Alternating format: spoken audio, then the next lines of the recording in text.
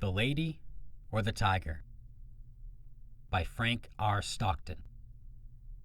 In the very olden time, there lived a semi-barbaric king, whose ideas, though somewhat polished and sharpened by the progressiveness of distant Latin neighbors, were still large, florid, and untrammeled, as became the half of him which was barbaric. He was a man of exuberant fancy, and, withal, of an authority so irresistible that, at his will, he turned his varied fancies into facts. He was greatly given to self-communing, and, when he and himself agreed upon anything, the thing was done. When every member of his domestic and political systems moved smoothly in its appointed course, his nature was bland and genial. Whenever there was a little hitch, and some of his orbs got out of their orbits, he was blander and more genial still, for nothing pleased him so much as to make the crooked straight and crush down uneven places. Among the borrowed notions by which his barbarism had become semified was that of the public arena, in which, by exhibitions of manly and beastly valor, the minds of his subjects were refined and cultured. But even here, the exuberant and barbaric fancy asserted itself. The arena of the king was built not to give the people an opportunity of hearing the rhapsodies of dying gladiators, nor to enable them to view the inevitable conclusion of a conflict between religious opinions and hungry jaws, but for purposes far better adapted to widen and develop the mental energies of the people. This vast amphitheater, with its encircling galleries, its mysterious vaults, and its unseen passages, was an agent of poetic justice, in which crime was punished or virtue rewarded by the decrees of an impartial and incorruptible chance. When a subject was accused of a crime of sufficient importance to interest the king, public notice was given that on an appointed day the fate of the accused person would be decided in the king's arena, a structure which well deserved its name, for, although its form and plan were borrowed from afar, its purpose emanated solely from the brain of this man who, every barleycorn a king, knew no tradition to which he owed more allegiance than pleased his fancy, and who engrafted on every adopted form of human thought and action the rich growth of his barbaric idealism. When all the people had assembled in the galleries, and the king, surrounded by his court, sat high up on his throne of royal state on one side of the arena, he gave a signal. A door beneath him opened, and the accused subject stepped out into the amphitheater. Directly opposite him, on the other side of the enclosed space, were two doors, exactly alike and side by side. It was the duty and the privilege of the person on trial to walk directly to these doors and open one of them. He could open either door he pleased. He was subject to no guidance or influence but that of the aforementioned impartial and incorruptible chance. If he opened the one, there came out of it a hungry tiger, the fiercest and most cruel that could be procured, which immediately sprang upon him and tore him to pieces as a punishment for his guilt. The moment that the case of the criminal was thus decided, doleful iron bells were clanged, great wails went up from the hired mourners posted on the outer rim of the arena, and the vast audience, with bowed heads and downcast hearts, wended slowly their homeward way, mourning greatly that one so young and fair, or so old and respected, should have merited so dire a fate. But, if the accused person opened the other door, there came forth from it a lady, the most suitable to his years and station that his majesty could select among his fair subjects. And to this lady he was immediately married as a reward of his innocence. It mattered not that he might already possess a wife and a family, or that his affections might be engaged upon an object of his own selection, the king allowed no such subordinate arrangements to interfere with his great scheme of retribution and reward. The exercises, as in the other instance, took place immediately and in the arena. Another door opened beneath the king, and a priest, followed by a band of choristers and dancing maidens blowing joyous airs on golden horns and treading in epithalamic measure, advanced to where the pair stood, side by side, and the wedding was promptly and cheerily solemnized. Then the gay brass bells rang forth their merry peals.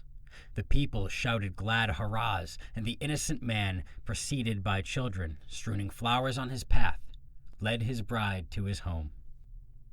This was the king's semi-barbaric method of administering justice. Its perfect fairness is obvious. The criminal could not know out of which door would come the lady.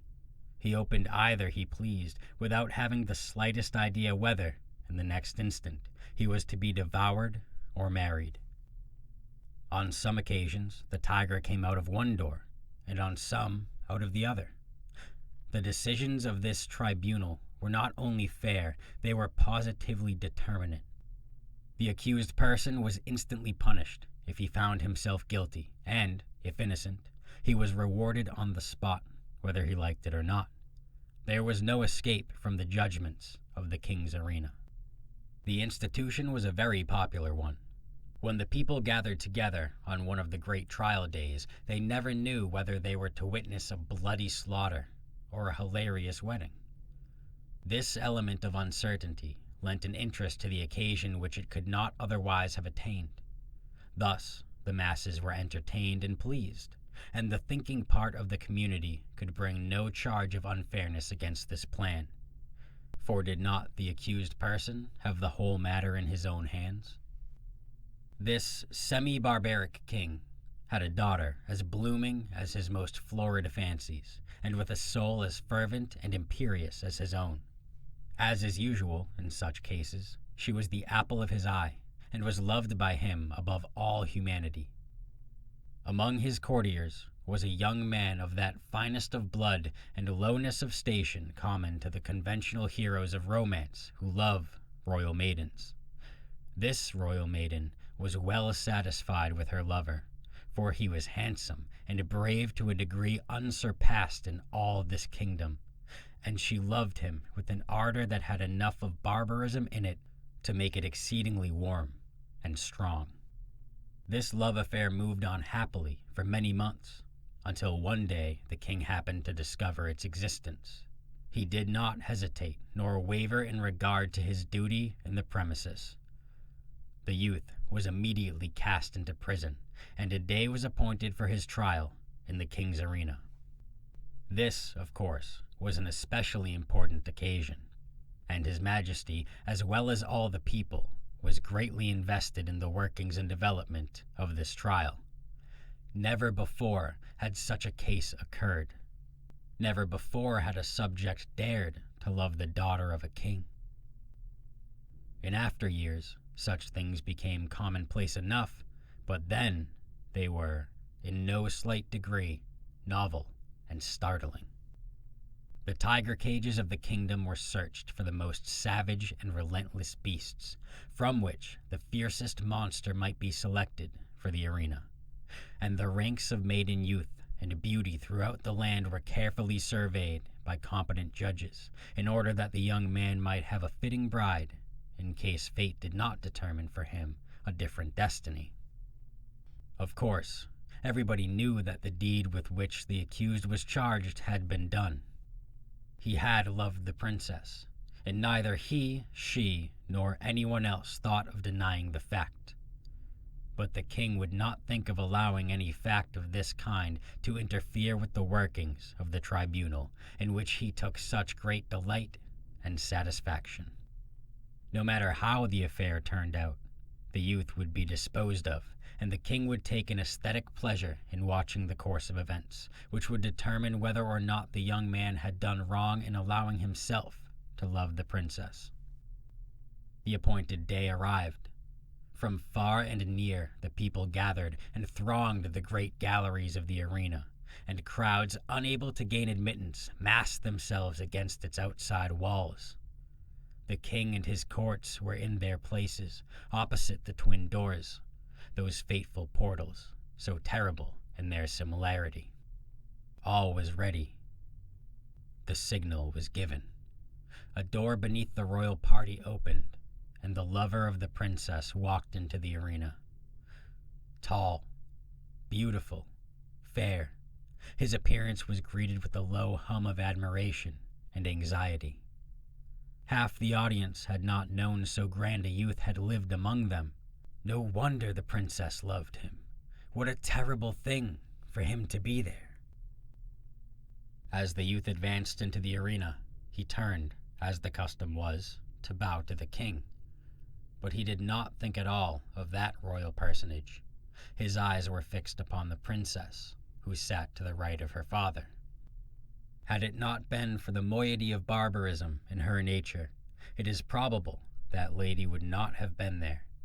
But her intense and fervid soul would not allow her to be absent on an occasion in which she was so terribly interested. From the moment that the decree had gone forth, that her lover should decide his fate in the king's arena, she had thought of nothing, night or day, but this great event and the various subjects connected with it. Possessed of more power, influence, and a force of character than any one who had ever before been interested in such a case, she had done what no other person had done.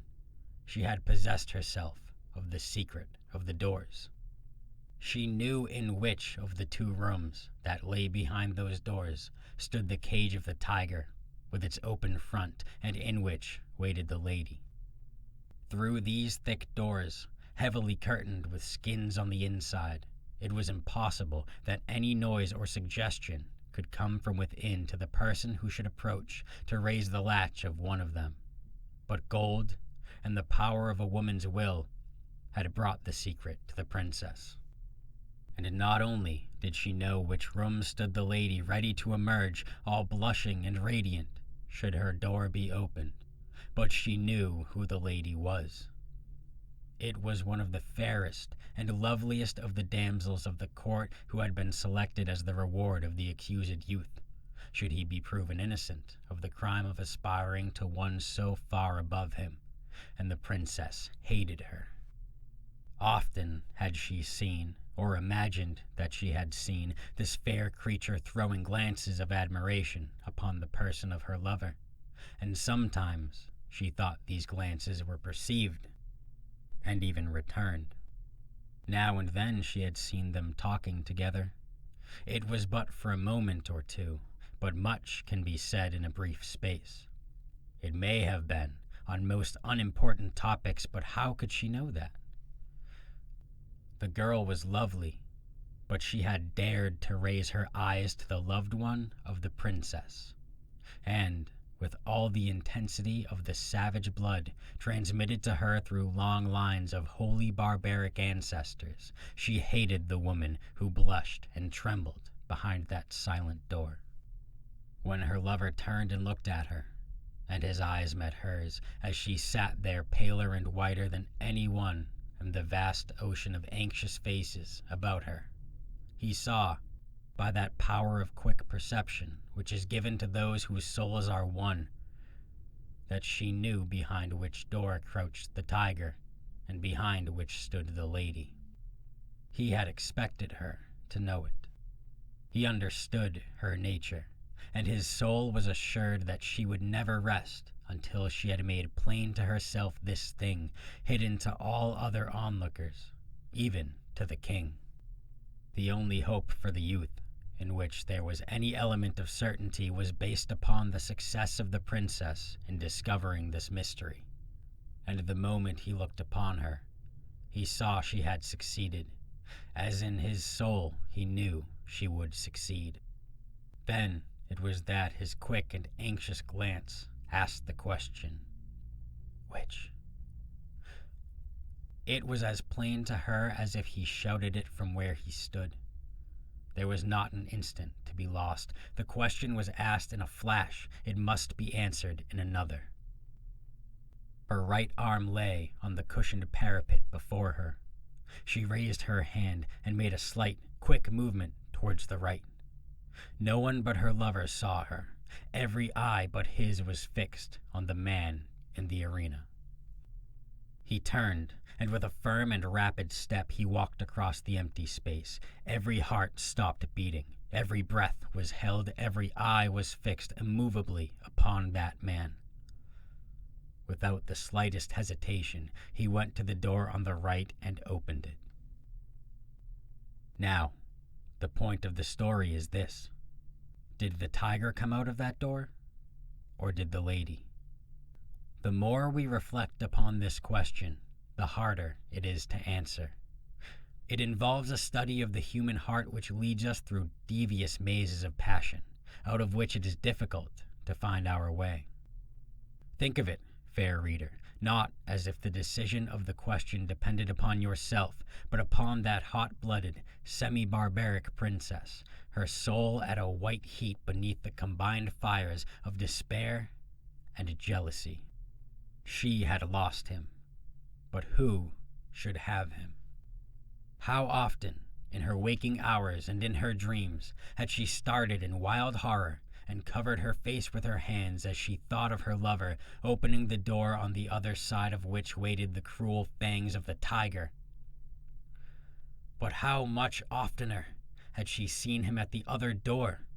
How in her grievous reveries had she gnashed her teeth and torn her hair when she saw his start of rapturous delight as he opened the door of the lady?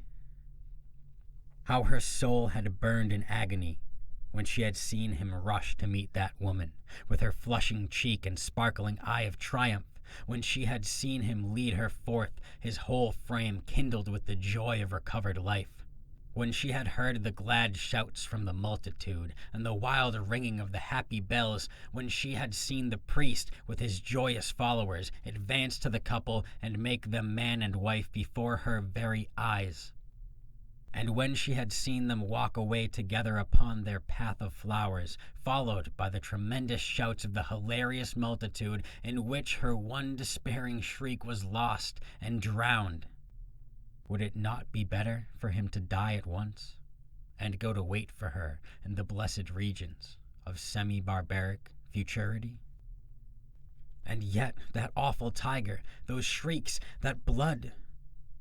Her decision had been indicated in an instant, but it had been made after days and nights of anguished deliberation. She had known she would be asked. She had decided what she would answer, and, without the slightest hesitation, she had moved her hand to the right.